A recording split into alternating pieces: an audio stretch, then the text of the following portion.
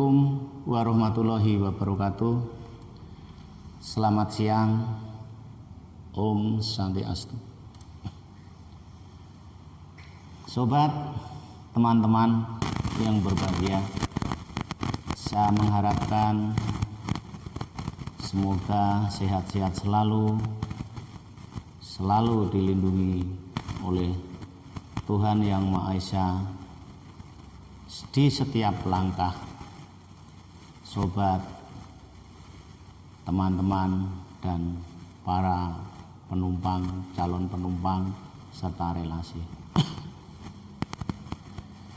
Di kesempatan kali ini saya akan mengulik kisah nyata ini, kisah nyata yang saya alamin sendiri tentunya. Kisah nyata itu sudah terjadi ya 7-8 tahun yang lalu. Itu saya itu ke Singapura itu hanya bermodalkan uang atau membayar 60.000. Itu include loh. Artinya akomodasi semuanya itu. Pokoknya saya dari Jayapura kembali lagi ke Jayapura lagi. Jadi seperti itu. Ikuti kisahnya. Jadi begini. Di suatu hari itu saya kan bikin tandon air, orang bilang itu tandon air di depan kantor. Itu karena untuk kebutuhan kantor saya yang ada penginapan, jadi agak ribet kalau nggak ada tandon. Nah, itu kisahnya begini. Kan ada anak tuh 2. Ada anak 2, itu mbak kotak itu loh, mbak kotak yang jalan-jalan biasanya di pinggir jalan itu. Biasanya di pinggir jalan itu, mbak kotak.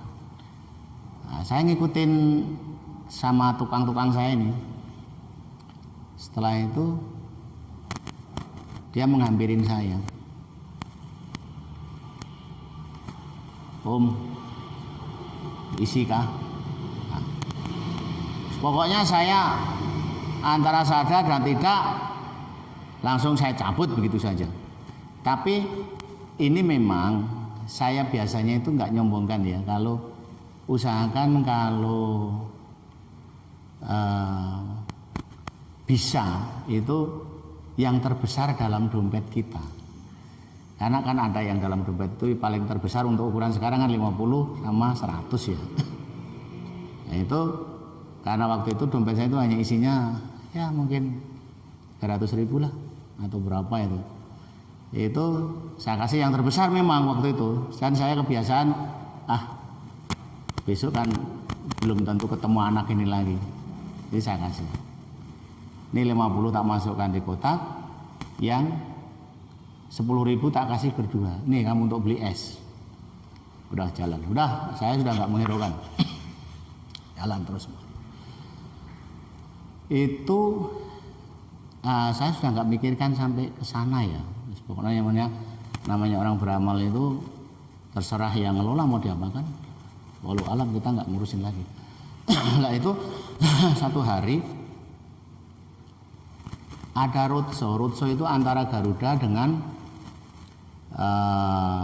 perusahaan penerbangan Singapura. Itu nanti foto-fotonya karena kebetulan waktu itu belum saya videokan, nanti faktanya ada. Turut saya ke Jayapura sini, yang kebetulan waktu itu DM-nya masih ya teman akrab, tapi tetap saya selalu hormat. Beliaunya sekarang menjadi DM di Kuala Lumpur sana, di Malaysia. Itu saya diundang roadshow itu antara kerjasama Garuda dengan penerbangan Singapura. Waktu itu di satu hotel di Jayapura sini yang ya hotel mewah lah, bintang 5.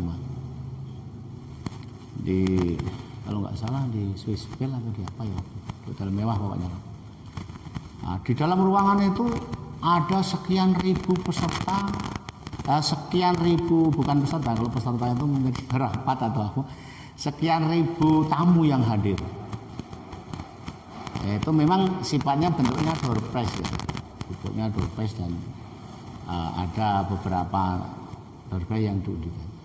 Tapi saya heran, saya itu dari sekian ribu orang, kok saya yang terpilih untuk terbang ke Singapura. Include semua dibiayai, mulai dari hotel, tiket, taksi lokal dan seterusnya itu, sampai kalau di kita itu MRT apa itu, kereta lorong itu, semua dibiayai, termasuk ke objek-objek wisata yang disediakan oleh pihak yang mengundang itu. Jadi itu saya rasakan sendiri. Ini apa secara kebetulan, apa memang kita ini secara ikhlas saya menghadiahkan, saya mengisi kotak amal tadi. Jadi setelah saya di Masjid Jurong namanya itu, ada di Singapura sana, tambah tak kasih banyak. Yang tambah berkah, ini tak kasih. Pokoknya nggak saya sebutkan nilainya lah, tapi tak kasih. Nah itu kebetulan saya waktu itu berangkatnya dengan Maitua. Maitua itu kalau bahasa Papua itu istri. Jadi gitu, saya berpikir begini, berarti segala sesuatunya walaupun sedikit banyak itu memang harus ikhlas.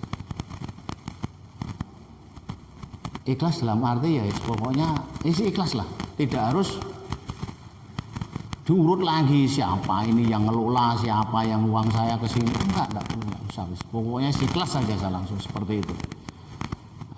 Saya juga enggak mengharapkan balasannya seperti apa juga, pokoknya yang penting setiap ada kesempatan, entah itu di mana, yes, usahakan yang agak besar lah, karena kalau bisa itu yang terbesar.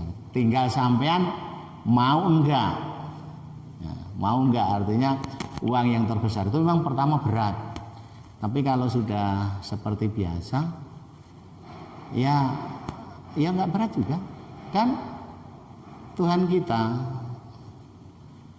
selalu memberi rezeki yang melimpah.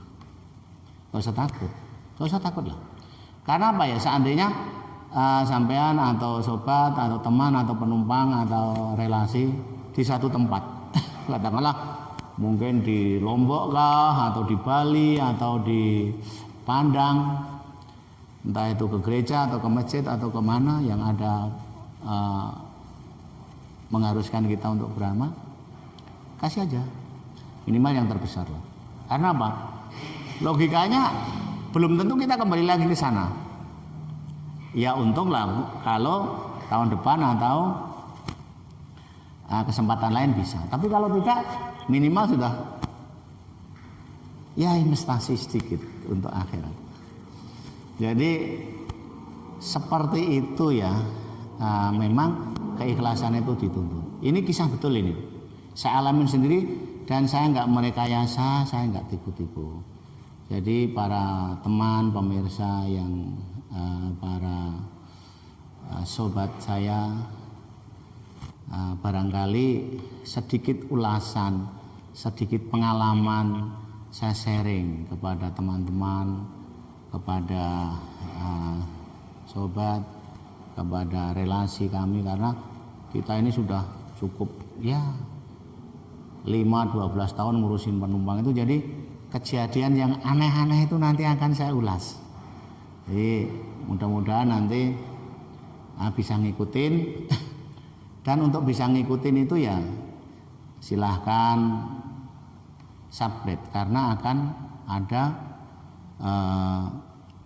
ulasan-ulasan atau cerita-cerita yang sifatnya menggelitik itu nanti akan terkoneksi dengan HP atau alat komunikasi sampean.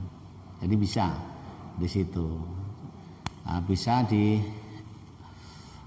konekkan lah dengan saya punya channel ini. Jadi channel saya cukup praktis, Joko Papua. Kenapa saya sebutkan Joko Papua? Karena saya hitung-hitung itu sudah 35 tahun di Papua itu. Jadi mulai tahun 85 saya sudah di sini. Artinya tidak hanya di Sentani tapi pernah di Wamena, Sorong, Nabire, Merauke. Jadi sudah akrab lah dengan sobat-sobat, dengan masyarakat, adat budaya kita ini nyaman-nyaman saja. Tidak ada persoalan yang berarti karena saya selalu melayani dengan sepenuh hati, baik itu pesawat, kapal laut, umroh, haji, saya selalu kedepankan pelayanan. Semoga cerita-cerita yang menggelitik, yang cerita-cerita yang sedikit banyak menginspirasi ini bisa bermanfaat bagi rekan-rekan maupun teman-teman di seluruh Indonesia, bahkan dunia.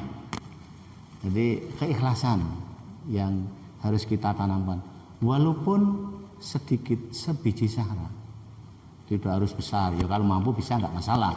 Tapi besar itu karena kebiasaan saja. Aduh berat rasanya. Tapi jangan sampai jatuh yang harusnya dimasukkan 10 keliru 100 katakanlah. Waduh menyesalnya setengah mati. Itu jangan. Sudah lupa saja. Besok ada hari baik dan akan ada rezeki lagi, percaya. Saya pikir begitu, bukan berarti saya mengobral cerita atau menggurui atau bagaimana istilahnya. Monggo tanggapannya seperti apa. Dan terima kasih untuk nanti lain kali akan kami ceritakan yang lebih menggelitik lagi. Entah itu gimana transit, entah itu gimana macam-macam lah, ketinggalan pesawat. Nanti seputaran-seputaran itu aja. Entah itu teman saya sopir taksi, ada saja nantilah. Yang penting sampai ikuti, subscribe dan like, serta di-share ke teman-teman supaya sama-sama ya kita ini sharing ya, tukar pendapat, tukar pikiran, kan enak, nyaman-nyaman hidup, selalu berdampingan, selalu berkelompok satu sama lain. Saya pikir begitu. Terima kasih. Assalamualaikum warahmatullahi wabarakatuh.